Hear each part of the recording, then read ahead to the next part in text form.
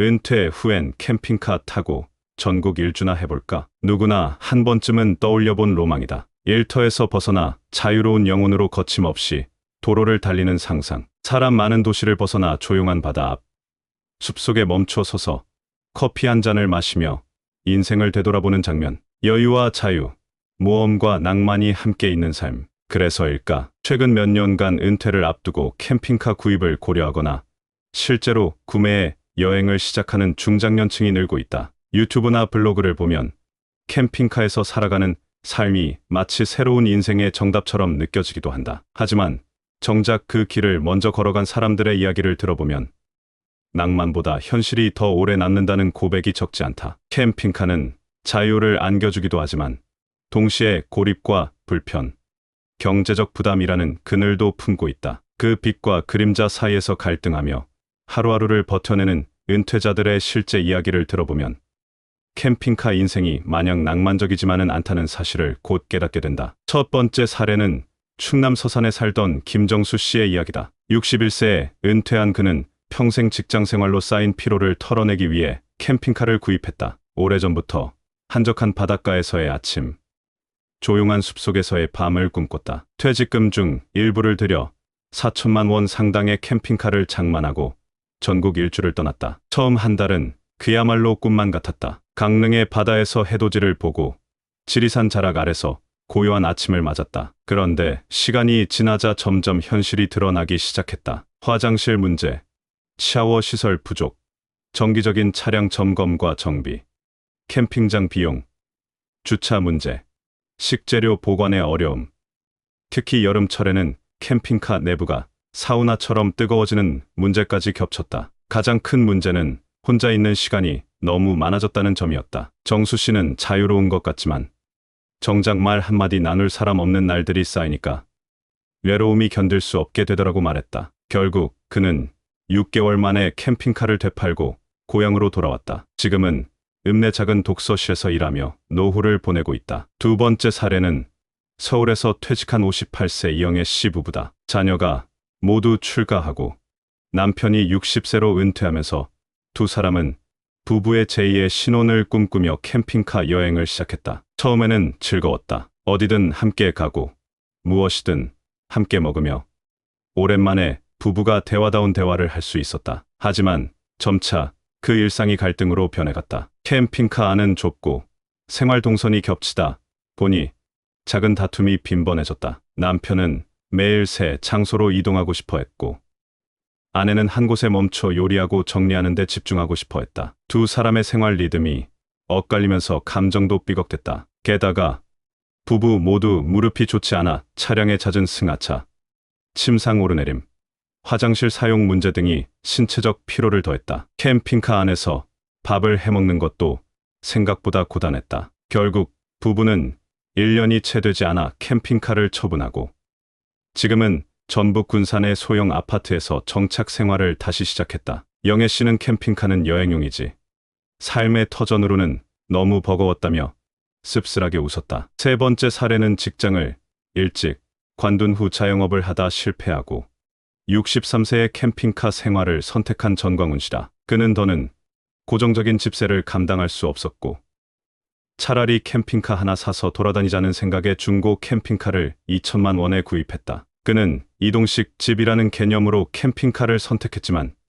이내 생각이 짧았음을 깨달았다. 일단 고정 주소지가 없다는 이유로 기초생활수급 신청도 거절당했다. 은행 업무나 건강보험 관련 행정 처리도 불편했다. 특히 겨울철 난방 문제는 심각했다. 외부 전기 공급이 없는 곳에서는 전기장판이나 히터 사용이 어려웠고 배터리는 빠르게 소모됐다. 생활비는 최소로 줄였지만 전국을 돌아다니는 데 드는 기름값, 캠핑장 사용료, 차량 정비비 등은 만만치 않았다. 고물가 시대, 캠핑카는 결코 절약형 생활이 아니었다. 결국 그는 캠핑카를 중고로 되팔고 인근 시골 마을에 단칸방을 얻어 겨우 정착했다. 광훈 씨는 내가 캠핑카를 샀던 건 희망이었는데 살아보니 도망이었더라. 현실을 버틴 게 아니라 피했던 것이라고 고백했다. 이 세 사람의 이야기에서 공통으로 드러나는 건 캠핑카에 대한 기대와 실제 사이의 간극이다. 은퇴 후의 삶은 자유롭고 싶지만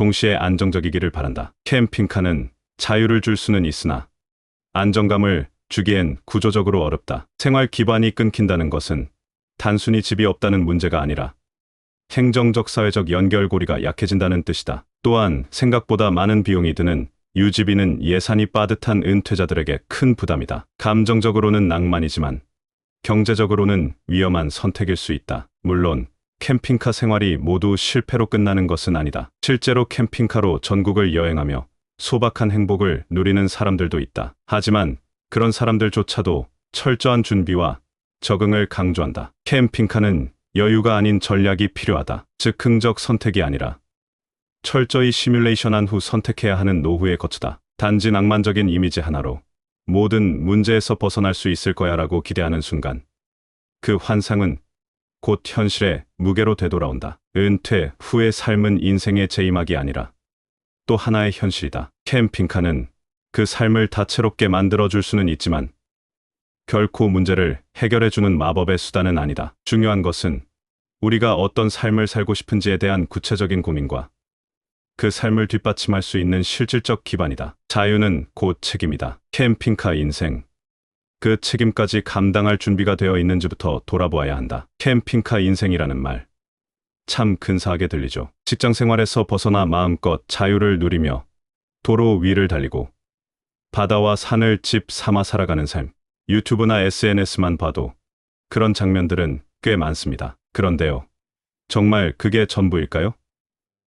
저는 오늘 캠핑카 은퇴 생활을 꿈꾸는 분들에게 꼭 한 번은 짚고 넘어가야 할 현실 이야기를 드리고 싶습니다. 단지 꿈을 말리는 게 아니라 제대로 준비된 꿈이 되기를 바라는 마음에서 드리는 말씀입니다. 우선 많은 분들이 놓치기 쉬운 부분이 바로 비용입니다. 캠핑카는 처음에 한 번 사고 끝나는 게 아니에요. 차량 유지비, 기름값, 보험료, 정비비, 캠핑장 이용료, 여기에 수시로 들어가는 전기 충전과 물 보충, 심지어 생활용품까지 생각보다 고정 지출이 꽤 됩니다. 특히 퇴직 이후 수입이 줄어드는 시점에서는 매달 나가는 이 돈들이 결코 가볍게 넘길 수 있는 수준이 아닙니다. 월세 대신 캠핑카를 택했다가 되려 지출이 늘어났다는 분들도 많습니다. 한 번은 캠핑카 생활 1년을 해본 분과 이야기를 나눈 적이 있었는데 그분은 전셋집 살 때보다 돈이 더 많이 들었다고 하더군요. 차가 고장 나면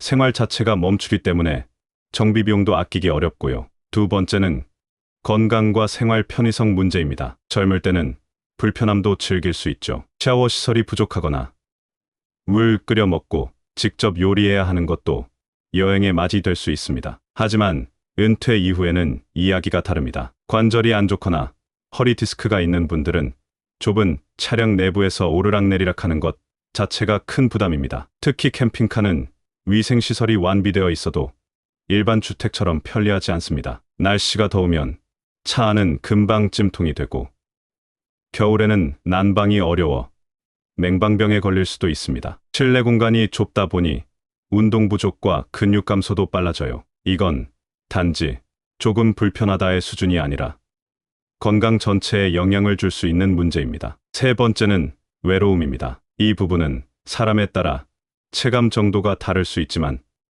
은퇴 후 캠핑카 생활을 하면서 예상하지 못한 고독을 느꼈다는 고백을 자주 듣습니다. 처음에는 자유로운 게 좋습니다. 누구의 간섭도 받지 않고 시간표도 없이 살아가는 기분이 해방처럼 느껴지죠. 그런데 그 자유가 계속되면 어느 순간 외로움이 밀려옵니다. 누군가와 이야기를 나누고 싶어도 마땅한 사람이 없고 병이라도 나면 급하게 연락할 수 있는 사람조차 없는 경우가 많습니다. 도심과 멀어진다는 건 단순히 소음에서 벗어난다는 뜻만이 아니라 사회적 관계망에서도 멀어질 수 있다는 의미예요. 특히 노후에는 관계가 건강 못지않게 중요한데 캠핑카 생활은 그런 관계를 지속하기에 구조적으로 불리한 환경입니다. 또 하나 짚고 싶은 건 행정적인 불편입니다. 캠핑카에서 상시 생활을 하게 되면 주소지 문제부터 걸리게 됩니다. 주민등록상 거주지를 어디로 둘지, 통신요금이나 건강보험, 고지서 같은 우편물은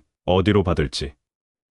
요즘은 디지털화가 많이 됐다고 해도 아직도 많은 부분에서 주소지가 필요합니다. 예를 들어 은행에서 대출이나 각종 행정 업무를 보려 해도 정해진 주소가 없으면 제한을 받을 수 있습니다. 기초생활수급 신청이나 장기요양 등급, 판정 등 복지 혜택과 관련된 행정, 처리도 불리하게 작용할 수 있습니다. 캠핑카가 집이 되면 자유는 생기지만 제도권 밖으로 밀려나는 상황이 생길 수 있다는 얘기죠. 그렇다고 캠핑카 생활이 무조건 나쁘다거나 모두 실패로 끝난다는 이야기를 하려는 건 아닙니다. 캠핑카 은퇴 생활을 잘 꾸려나가는 분들도 분명히 계십니다. 하지만 그분들 대부분은 공통점이 있어요. 첫째, 이미 캠핑에 익숙하거나 차량 생활에 대한 경험이 풍부한 분들이고요. 둘째, 충분한 경제적 여유가 있는 분들입니다. 셋째, 이 생활을 시작하기 전에 오랜 시간 고민하고 몇 차례에 걸쳐 실험적으로 짧은 여행을 하며 적응해 본 경우가 많습니다. 즉, 계획적이고 현실적인 준비가 된 사람들입니다. 감정적으로 결정한 게 아니라 철저하게 계산하고 선택한 거죠. 저는 이 칼럼을 통해 은퇴 후 캠핑카 생활을 절대 하지 마세요라는 메시지를 전하고 싶은 게 아닙니다. 오히려 그 반대예요. 하고 싶다면 제대로 준비해서 하라는 겁니다. 충분한 예산, 건강 상태 점검, 행정적인 계획, 생활 루틴, 심리적 준비까지 모두 점검해 보세요. 최소한 몇 달 동안 단기 여행을 다녀보면서 실제로 불편한 점이 뭔지 체험해 보는 것도 좋습니다. 그리고 무엇보다 캠핑카 생활을 현실의 대안이 아닌 삶의 옵션으로 봐야 합니다. 현실에서 도망치듯 선택했다면 후회할 가능성이 큽니다. 하지만 삶을 더 다채롭게 하기 위한 선택이라면 분명히 의미가 있을 겁니다. 끝으로 한 가지 말씀드리고 싶은 건 은퇴 후의 삶에는 정답이 없다는 겁니다. 누구는